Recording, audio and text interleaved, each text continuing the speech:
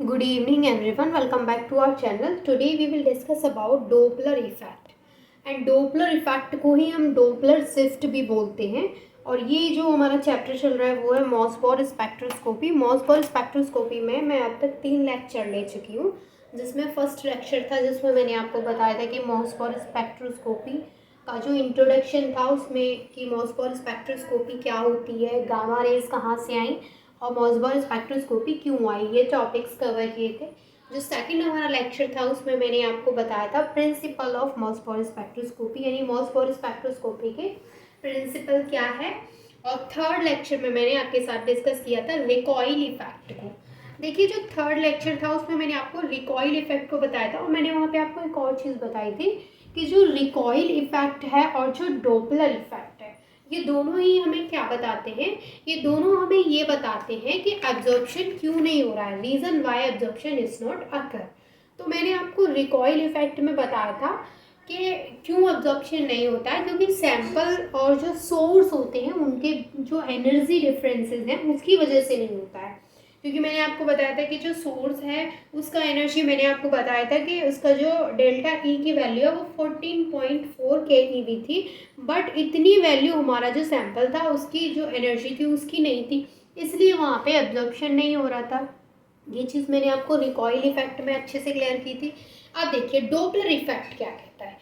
Doppler effect भी same वही चीज़ कहता है, as we know that when the energy difference of source nuclei is not matched with the sample nuclei then the absorption can't take place.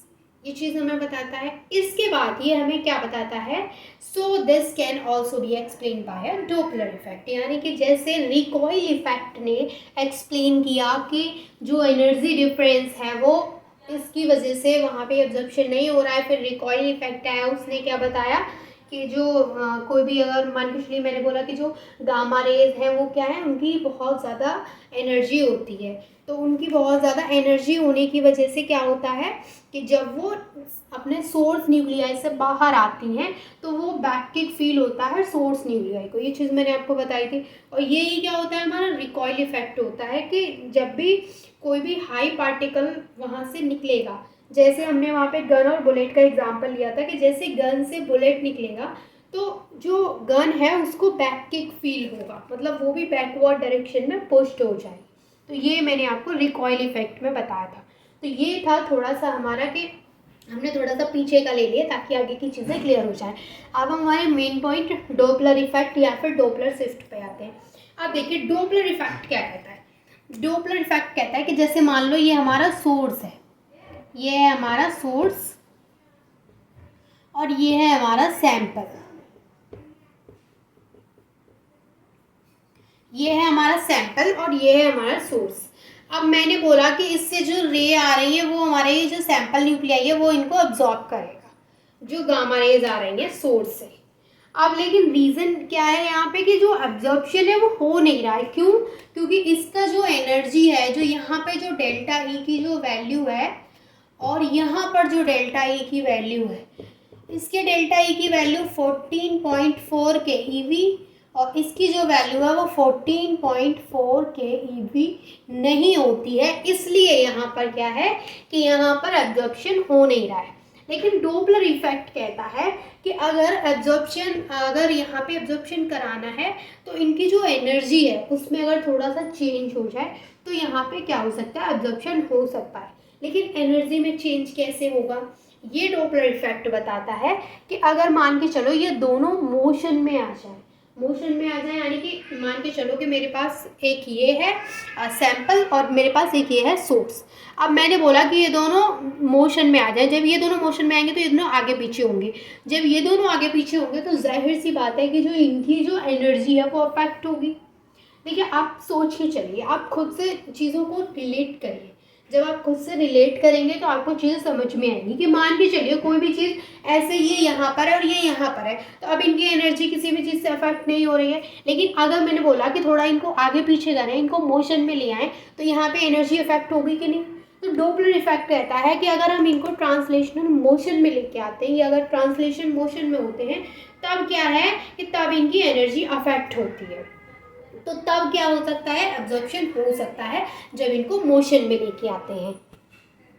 तो यहाँ पर Doppler effect के according क्या है कि जो एनर्जी है वो किस पे डिपेंड करती है, जो रिलेटिव मोशन है सोर्स का और सैंपल का, उस पे डिपेंड करती है एनर्जी। यानी कि अगर ये मोशन करते हैं तो इनकी एनर्जी अफेक्ट होती है, तो इनकी जो एनर्जी है, तो यहाँ से जो डोपलर इफेक्ट है वो कहता है कि according to Doppler effect energy is depends on the relative motion of source and sample. मतलब जो सैंपल है और जो सोर्स है इनके रिलेटिव मोशन पे डिपेंड करती है जो एनर्जी है वो। तो एनर्जी जाहिर सी बात है अफेक्ट हो रही है, और जो डोपलर इफेक्ट है हम इसको डी से रिप्रेजेंट करते हैं। अब देखिए इसकी एक डेफिनेशन है, मैं पहले आपको वो नोट करवा देती हूँ, देन मैं आपको इसका एक छोटा सा फॉर्मूला टाइप का है कि जो गामा रेज की जो एनर्जी है वो किस तरीके से निकलेगी, जो डोपलर इफेक्ट दे रहा है वो। लेकिन उससे पहले हम जाएंगे इसकी डेफिनेशन पे। अभी जितनी चीज़ मैंने आपको बताई थी वही इसकी डेफिनेशन में है कि अगर इनको मोशन में ले आते हैं तो फिर यहाँ पे इनकी एनर्जी अफेक्ट हो जाती है। देखिए अब मैंने यहाँ पे इसकी डेफिनेशन नोट कर दी है। डेफिनेशन क्या है, Doppler effect is defined as the distribution of energy. यानी जो डोपलर इफेक्ट है वो क्या डिफाइन करता है कि distribution of energy resulting from the translational motion of a source nuclei. यानी सोर्स न्यूक्लियाई के ट्रांसलेशन मोशन की वजह से जो एनर्जी है उसका जो डिस्ट्रीब्यूशन होता है इन सेवरल डायरेक्शन, बहुत सारी डायरेक्शंस में उसका डिस्ट्रीब्यूशन होता है, इज कॉल्ड डोपलर ब्रॉडनिंग। इसको बोलते हैं डोपलर ब्रॉडनिंग। यहाँ पे बोला according to Doppler effect, D means Doppler effect, energy is depend on the relative motion of a source and sample nuclei. यानी जो सोर्स है और जो सैंपल है उन दोनों का जो मोशन है उस पर डिपेंड करती है energy according to Doppler effect. अब देखिए ये जो डोपलर इफेक्ट है इससे हमें एक फॉर्मूला मिलता है क्या, कि ये बोलता है कि जो ई गामा है वो इक्वल होता है E T plus Doppler effect, D से हम डोपलर इफेक्ट को रिप्रेजेंट करते हैं D minus E R. E R क्या होता है, मैंने लास्ट वीडियो में आपको बताया था, ई आर होता है रिकॉइल एनर्जी। तो यहाँ पर जो ई गामा है ये है हमारा ई gamma equal E T plus D minus E R. तो यहाँ पे ई आर ये वाला ई आर है रिकॉइल एनर्जी, रिकॉइल एनर्जी। ये क्या है, ये है डोपलर इफेक्ट। मैं इसको ऐसे शॉर्ट में लिख दूँ डोपलर इफेक्ट या फिर डोपलर शिफ्ट। ठीक है, इसको हम बोलते हैं ट्रांसलेशनल एनर्जी, ट्रांसलेशनल एनर्जी। और ये है हमारा एनर्जी ऑफ गामा रे, ठीक है, ई गामा। अब यहाँ पर देखिए यहाँ पे एक चीज़ है कि अगर जो ई गामा है यहाँ पे अगर वो ई टी के इक्वल हो जाता है तो इस केस में क्या होता है कि एब्जॉर्प्शन पॉसिबल होता है। लेकिन ई गामा ई टी के इक्वल हो तभी एब्जॉर्प्शन पॉसिबल होता है, ठीक है। अब देखिए तो यहाँ पर एक और चीज़ मैं आपको बताती हूँ। ये मैंने आपको एक आइडिया दे दिया डोपलर इफेक्ट के बारे में, यानी डोपलर इफेक्ट क्या होता है ये मैंने आपको बता दिया। अब मैं आपको डोपलर फ्रीक्वेंसी बताती हूँ। मतलब डोपलर इफेक्ट क्या है, वो यही है जो मैंने अभी आपको एक्सप्लेन किया है, इतना वो ही है सिर्फ डोपलर इफेक्ट, ठीक है। आप इसका स्क्रीनशॉट ले लीजिए। अब मैं आपको बताती हूँ Doppler shift, sorry Doppler shift क्यों, डोपलर शिफ्ट और डोपलर इफेक्ट तो एक ही होते हैं। अब मैं आपको बताती हूँ डोपलर फ्रीक्वेंसी क्या होती है। तो देखिए डोपलर फ्रीक्वेंसी को कैसे कैलकुलेट करते हैं। डोपलर फ्रीक्वेंसी, डोपलर फ्रीक्वेंसी क्या होती है, डेल न्यू, इसको बोलते हैं हम delta nu. Delta nu equal nu we upon C. यहाँ पर जो v है वो क्या है, वेलोसिटी, जो न्यू है वो क्या है, फ्रीक्वेंसी ऑफ अ सोर्स। तो यहाँ पर ये सोर्स की फ्रीक्वेंसी है। तो हम डोपलर फ्रीक्वेंसी कैसे निकालते हैं, तो यहाँ पे है डोपलर फ्रीक्वेंसी का है delta nu equal nu we upon c. V है यहाँ पे वेलोसिटी। अब देखिए यहाँ पर जो वेलोसिटी है, वेलोसिटी की वैल्यू जो है वो चेंज होती है। अब देखिए वेलोसिटी की वैल्यू चेंज होती है, तो वेलोसिटी की वैल्यू अगर इंक्रीज होगी तो जो डोपलर फ्रीक्वेंसी है वो भी इंक्रीज होगी।